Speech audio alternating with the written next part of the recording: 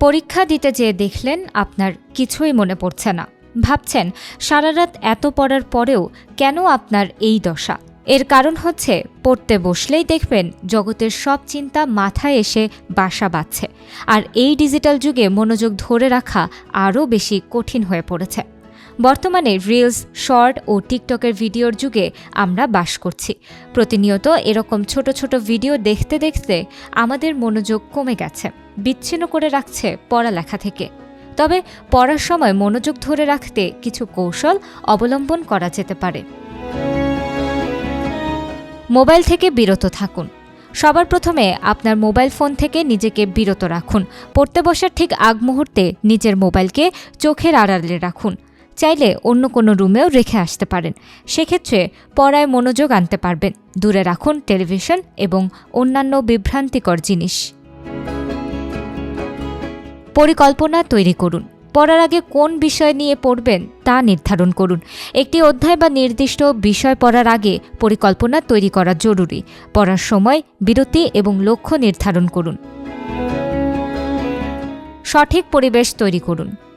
মনোযোগ ধরে রাখার জন্য নিরিবিলি পরিবেশ নির্বাচন করুন। কোলাহলপূর্ণ জায়গা ত্যাগ করুন। দরকার হলে ঘরের দরজা বন্ধ করে পড়তে বসুন।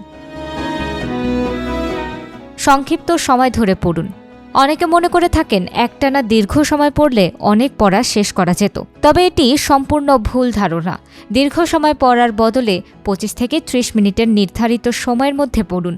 প্রতিটি বিষয় পড়ার পর 5 থেকে 10 মিনিট বিরতি নিন, এতে মনোযোগ ধরে রাখতে পারবেন সহজেই। গুরুত্বপূর্ণ পয়েন্ট নোট করুন।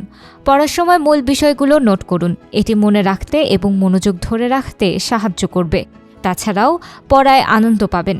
পড়াটা সহজে বুঝতেও সুবিধা হবে।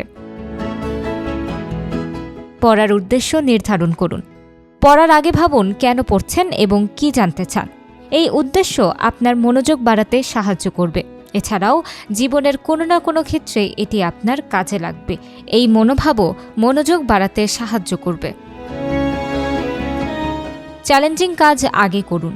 যে বিষয়টি কঠিন বা কম আকর্ষণীয় সেটি আগে সম্পন্ন করুন। এরপর সহজ বা মজার বিষয়গুলো পড়ুন। এতে করে কঠিন পড়াগুলো আগে আগে শেষ হয়ে যাবে। টেনশনেও পড়তে হবে না। প্রচুর পানি পান করুন। শরীরে পানি শূন্যতা থাকলে মনোযোগ কমে যায়, তাই নিয়মিত পানি পান করুন। তাছাড়াও পানি মস্তিষ্ককে সতেজ রাখে, যার কারণে মনে রাখাটাও সহজ হয়ে যায়।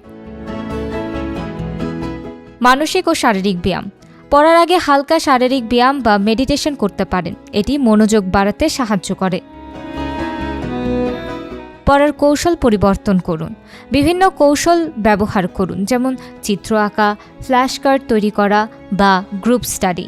এইসব কৌশল অবলম্বন করলে পড়ার উপর বিরক্তিকর ভাব আসবে না। নিজেকে পুরস্কৃত করুন।